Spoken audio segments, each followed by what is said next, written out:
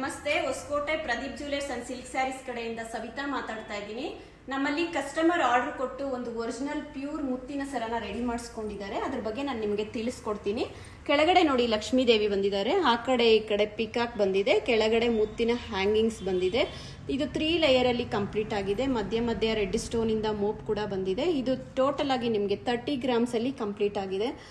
ಇದು original pearl ಆಗಿರೋದ್ರಿಂದ ನಿಮಗೆ ಒರಿಜಿನಲ್ ಪರ್ಲ್ಗೆ ಸಪ್ರೇಟ್ ಚಾರ್ಜಸ್ ಇರುತ್ತೆ, ಗೋಲ್ಡ್ಗೆ ಸಪ್ರೇಟ್ ಚಾರ್ಜಸ್ ಇರುತ್ತೆ. ಗೋಲ್ಡ್ಗೆ ನಿಮಗೆ ವೇಸ್ಟೇಜ್ ಬಂದು 7% ಇರುತ್ತೆ, ಪರ್ಲ್ಗೆ ಸಪ್ರೇಟ್ ಆಗಿ ಚಾರ್ಜಸ್ ಇರುತ್ತೆ.